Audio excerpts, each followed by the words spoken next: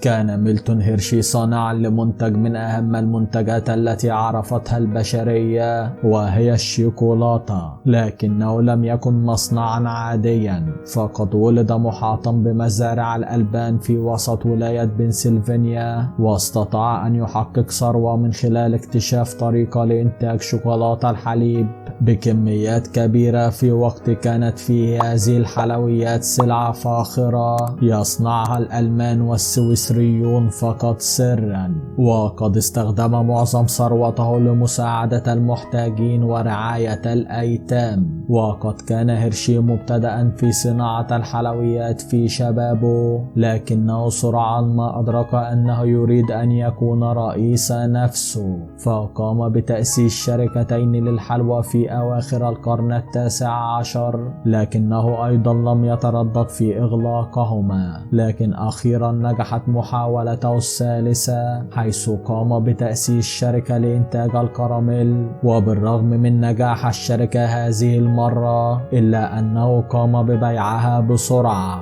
فقد كان مصمما على التركيز على الشوكولاتة. ولد ميلتون سنافيلي هيرشي في 13 سبتمبر عام 1857 في ديري تاونشيب ببنسلفانيا، وخلال طفولته كان يتحدث الهولندية، وكان والديه من المزارعين من أصل سويسري وألماني، وغرسوا نظاما في هيرشي سيحمله حتى سن الرشد.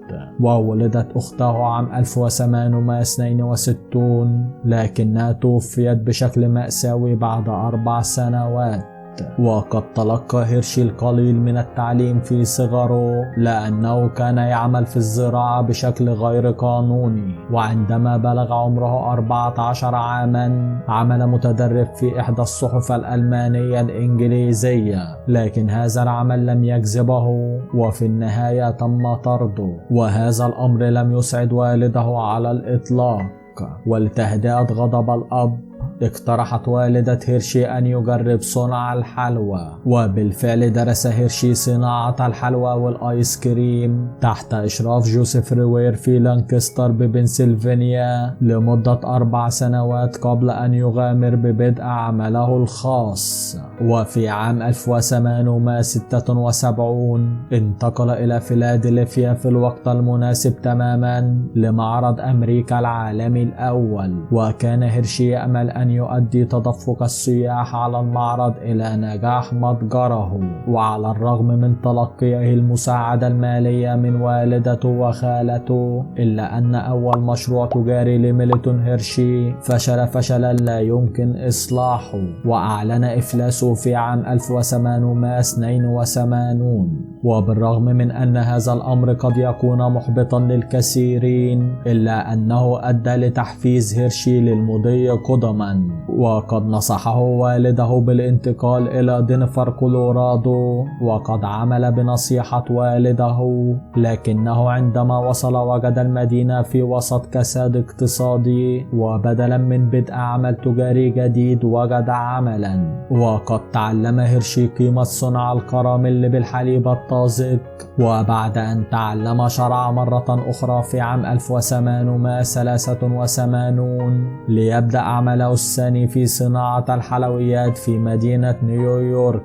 وعلى الرغم من نجاحه في البداية، إلا أن العمل قد انهار بسبب مشاكل التدفق النقدي، وصادرت الشرطة معدات صنع الحلوى الخاصة به بعد أن تخلف عن سداد ديونه. وبحلول عام 1886 كان ميلتون هيرشي على وشك إعلان إفلاسه مرة أخرى، واستخدم آخر أمواله في شراء تذكرة قطار إلى لانكستر، لكنه قد عرف بين من عرفوه بالفاشل. وفي لانكستر حقق أخيرا ميلتون هيرشي البالغ من العمر 29 عاما عدة نجاحات، فقد ابتكر في النهاية نوعا جديدا من الكراميل أطلق عليه اسم كريستال. تم صنع هذا الكراميل عن طريق خلطة بالحليب الطازج وذهب هيرشي لبيعه لأي شخص يستمع إليه مع إخباره أنه سيذوب في الفم. انتشر منتج هيرشي وسرعان ما أصبح مستورد حلوى بريطاني مغرما بالمنتج لدرجة أنه طلب منه كمية بالجملة. وبعدها قرر هيرشي الحصول على قرض من بنك لانكستر الوطني واشترى جميع المواد الخام التي يحتاجها لتأسيس شركة لانكستر كراميل، وتم افتتاحها في عام 1886 وقام ببيع الكراميل المصنوع من الحليب الطازج للعملاء الذين أقبلوا على الشراء بكميات كبيرة. وحققت لانكستر كراميل نجاحا باهرا لدرجة جعلت هيرشي يوظف 1300 عامل، وبحلول تسعينيات القرن التاسع عشر كان يمتلك مصنعين. ومع وجود نقود سائلة في جيوبه لأول مرة على الإطلاق، استمتع ميلتون هيرشي بشبابه لأول مرة بالسفر الفاخر وزيارة المكسيك وأوروبا والمملكة المتحدة ومصر وأيرلندا. وفي عام 1898 تزوج من كاثرين سوبني وهي أيرلندية أمريكية من نيويورك. أيضا قام هيرشي برحلة ميمونة إلى المعرض الكولومبي العالمي في شيكاغو عام 1892 حيث رأى واشترى آلات صنع الشوكولاتة من ألمانيا. وحتى هذه اللحظة لم يكن هيرشي قد استخدم الشوكولاتة إلا كطلاء زخرفي على الكراميل الخاص به، لكنه كان يفكر في تحول جدي في منتجاته. وفي عام 1900 باع ميلتون هيرشي شركة لانكستر كراميل مقابل $1,000,000. وقد باع أيضا حقوق كراميل لكنه كان ذكيا حيث احتفظ بحقوق وصفات الشوكولاتة الخاصة به. وقد استخدم المال الذي حصل عليه لتأسيس شركة هيرشي للشوكولاتة، واشترى أيضا أرضا دري تاونشيب حيث تتوافر مزارع الألبان بكثرة. وبدأ إنشاء مصنعه الجديد عام 1903 وانتهى منه عام 1905. ولأن هيرشي لم ينجب هو وزوجته أي أبناء،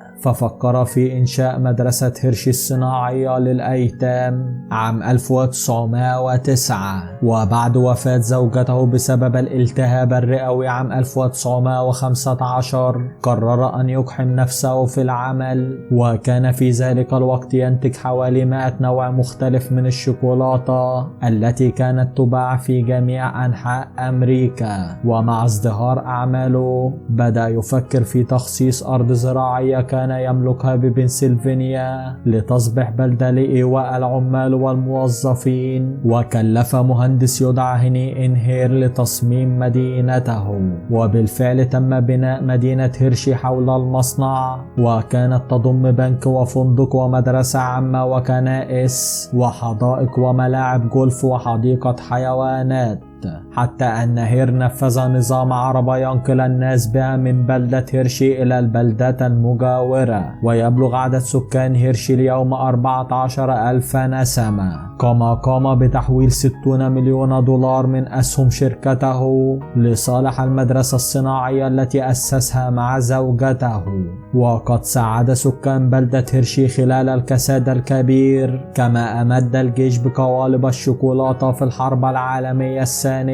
وظلت مؤسسة هيرشي الخيرية تدعم الأنشطة الثقافية في المدينة والمدرسة. وقد رحل هيرشي عن عالمنا في 13 من أكتوبر عام 1945. شكرا لكم مشاهدي قناتنا الكرام، وإلى اللقاء.